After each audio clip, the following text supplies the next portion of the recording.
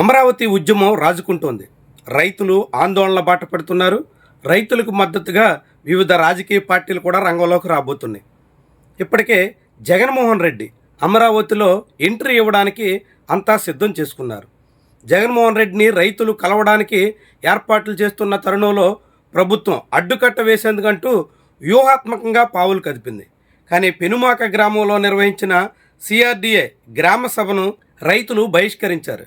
జగన్మోహన్ రెడ్డి నేరుగా రైతులతో సమావేశం కావడానికి పూనుకుంటున్నారన్న సమాచారం తెలిసిన వెంటనే ప్రభుత్వం వ్యూహాత్మకంగా పెనుమాకలో గ్రామ సభకు సిద్ధమైంది. కానీ గ్రామ సభ నిర్వహణకు సంబంధించినటువంటి సమావేశ సమాచారం రాత్రి 9 గంటలు దాటిన తర్వాత ఇచ్చినప్పటికీ కొంతమంది రైతులు మాత్రం సమావేశ ప్రాంతానికి తరలి వెళ్ళారు. కానీ అక్కడ అధికార యంత్రాంగం సకాలంలో రాకపోవడం, హుటాహుటీని అత్యవసర సమావేశం అన్నట్టుగా ఏర్పాటు చేసి రైతులు జగన్మోహన్ రెడ్డి వరకు వెళ్లకుండా అడ్డుకునే ప్రయత్నం చేయడం, దీని మీద స్థానికులు తీవ్ర నిరసన వ్యక్తం చేశారు. సమావేశాన్ని బాయ్కాట్ చేసి బయటకు వచ్చేశారు. దీంతో వ్యవహారం ముదురుతుందన్నట్టుగానే చెప్పాల్సి ఉంటుంది. అమరావతి పేరుతో ఇప్పటికే చంద్రబాబు నాయుడు రైతుల నుంచి 34,000 ఎకరాల వరకు భూమిని ల్యాండ్ పూలింగ్లో తీసుకున్నారు. దాంతోపాటుగా ప్రభుత్వ భూమి, ఇతర భూములు అన్నీ కలిపితే 52,000 ఎకరాలు పైబడినటువంటి భూమి మొత్తం అమరావతి సిఆర్డీఏ పరిధిలో ఉంది. కానీ ఇప్పుడు మళ్ళీ అధికారంలోకి వచ్చిన తర్వాత హఠాత్తుగా సెకండ్ ఫేజ్ ల్యాండ్ పూలింగ్ అన్నారు, థర్డ్ ఫేజ్, ఫోర్త్ ఫేజ్ కూడా ఉంటుందన్నట్టుగా లీకులు ఇస్తున్నారు. దాంతోపాటుగా ఫస్ట్ ఫేజ్లో భూములు ఉన్నటువంటి రైతుల మీద ల్యాండ్ ఎక్విజిషన్ యాక్టు ప్రయోగించే ప్రయత్నానికి సిద్ధమయ్యారు. దీంతో ఇప్పుడు రైతులు అగ్గి మీద గుగ్గిలం అవుతున్నారు. ముఖ్యంగా ఉండవల్లి, పెనుమాక, తాడేపల్లి మండలంలో ఉన్నటువంటి మంగళగిరి అసెంబ్లీ నియోజకవర్గానికి చెందిన ఈ గ్రామాల రైతులైతే తీవ్రంగా నిరసన వ్యక్తం చేస్తున్నారు. ప్రభుత్వం ముందు తల వంచేదే లేదు అన్నట్టుగా భీష్మించి కూర్చున్నారు. పైగా వీళ్ళంతా నేరుగా చంద్రబాబు నివాసం ఉంటున్న ఉండవల్లి, కరకట్ట ప్రాంతానికి అత్యంత చేరువలో ఉండేటువంటి రైతులు. చంద్రబాబు ఇంటి ఎదురుగా ఉంటున్నటువంటి రైతులే చంద్రబాబు మీద ఎటువంటి నమ్మకం లేదు అని చెప్తున్నటువంటి తీరు చాలా ఆసక్తిగా చూడాల్సి ఉంటుంది. ఆ క్రమంలోనే రైతులందరూ బలవంతంగా తమ భూములు తీసుకుంటున్నటువంటి విధానానికి వ్యతిరేకంగా మాజీ సీఎం జగన్మోహన్ రెడ్డిని కలుస్తున్నారు. జగన్మోహన్ రెడ్డిని కలిసి ఈ ఉద్యమంలో జగన్మోహన్ రెడ్డి రాక ద్వారా మరింత వేడి రాజేయాలి అని ఆలోచిస్తున్నారు. ప్రభుత్వం మీద ఒత్తిడి పెంచాలి అని చూస్తున్నారు. ప్రభుత్వం రైతుల నుంచి అక్రమంగా భూములు లాక్కునే ప్రయత్నం చేస్తే ప్రతిఘటిస్తాం అని హెచ్చరిస్తున్నారు. బలవంతంగా భూములు తీసుకునే ప్రయత్నానికి ఎట్టి పరిస్థితుల్లోనూ సహకరించేదే లేదు అని చెబుతున్నారు. దాంతో ఇప్పుడు జగన్మోహన్ రెడ్డి ఈ విషయం మీద ఎలా స్పందిస్తారు అన్నది చాలా కీలకం. జగన్మోహన్ రెడ్డి స్పందన తర్వాత అమరావతిలో ఉద్యమం కొత్త రూపు దాల్చడం అనివార్యమని చెప్పొచ్చు. ఇప్పటికే ఉండవల్లి, పెనుమాక రైతులంతా న్యాయస్థానాల్లో కేసులు వేశారు, అనేక రకాలుగా ఆటంకాలు పెడుతున్నారు, పలు రకాలుగా ప్రభుత్వానికి ఎట్టి పరిస్థితుల్లోనూ తల వంచబోమని చెప్తున్నారు. ఇటీవల కొండవీటివాగు కట్ట తెగ్గొట్టి నేరుగా రైతుల పొలాల్లోకి వెళ్లకుండా దారి కూడా లేకుండా చేసే ప్రయత్నం చేసినప్పటికీ ఏమాత్రం వెనకడుగు వేసేదే లేదంటున్నారు.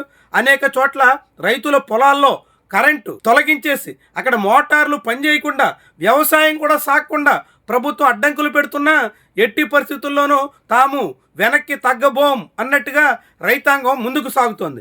ఈ క్రమంలోనే ఇప్పుడు జగన్మోహన్ రెడ్డి ఎంట్రీ ద్వారా ఈ వ్యవహారం కొత్త రూపు దాల్చబోతోంది. అమరావతిలో సెకండ్ ఫేజ్ ల్యాండ్ పూలింగ్ రైతులే వ్యతిరేకిస్తున్నటువంటి తరుణంలో వాళ్ళ వెర్షన్, దాంతోపాటుగా ఫస్ట్ ఫేజ్ ల్యాండ్ పూలింగ్లో భూములు ఇవ్వకుండా ప్రభుత్వం మాట ఏమాత్రం ఖాతరు చేయకుండా సాగుతున్నటువంటి రైతుల పరిస్థితిలో జగన్మోహన్ రెడ్డి ఏ తీరున వ్యాఖ్యానిస్తారు, ఎలా ఆ రైతుల పక్షాన నిలబడతారు అన్నది కీలకమైనటువంటి విషయం. ఇప్పటికే జగన్మోహన్ రెడ్డి అమరావతి అంశానికి సంబంధించి పార్లమెంట్లో చట్టం సవరణ చేసినప్పటికీ మావిగన్నంటూ కొత్త ప్రతిపాదన ముందుకు తీసుకొచ్చారు.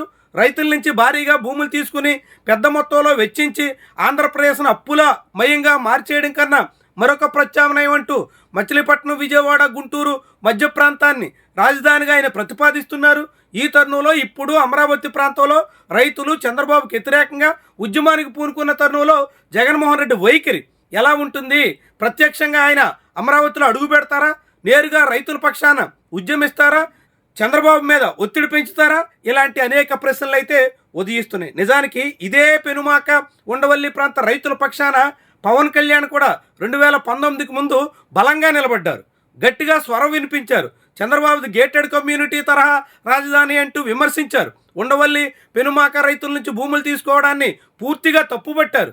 వాళ్ళ భూములు ఇవ్వబోరు అంటూ అప్పుడే పవన్ కళ్యాణ్ తేల్చేశారు. కానీ ఇప్పుడు పవన్ కళ్యాణ్ మాట మార్చి చంద్రబాబుతో సన్నిహితంగా మెలుగుతున్నటువంటి తరుణంలో పవన్ కళ్యాణ్ తమకు ఏమాత్రం సహకరించట్లేదు అంటూ వాపోతున్న పెనుమాక రైతులు జగన్మోహన్ రెడ్డిని ఆశ్రయించే పరిస్థితి వచ్చింది. దాంతో ఇప్పుడు జగన్మోహన్ రెడ్డి ఈ వ్యవహారం పట్ల, అమరావతి ప్రాంత రైతాంగం సాగిస్తున్న పోరాటం పట్ల ఎలా స్పందిస్తారు, అది కూటమి సర్కార్కి ఎలాంటి సమస్యగా మారబోతుంది అన్నది కీలకమైనటువంటి విషయం. ఇప్పటికే అమరావతి పరిధిలో ఉన్నటువంటి 29 గ్రామాల్లోనే అనేక చోట్ల స్థానికులు తీవ్రమైనటువంటి అసంతృప్తితో ఉన్నారు.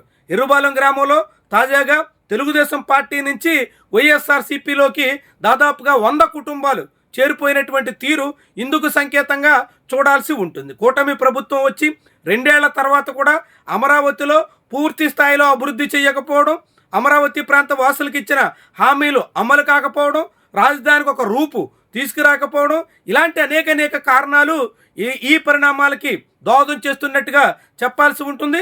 అదే సమయంలో ఉండవల్లి పెనుమాక గ్రామాల్లో మొదలైనటువంటి చిచ్చు చాలా పెద్ద స్థాయిలో రాజుకోవడానికి అనివార్యమైన పరిస్థితి దాపురించింది. జగన్మోహన్ రెడ్డి రాకతో ఇది మరింత వేడెక్కడం ఖాయమనేటువంటి వాదన అయితే వినిపిస్తోంది.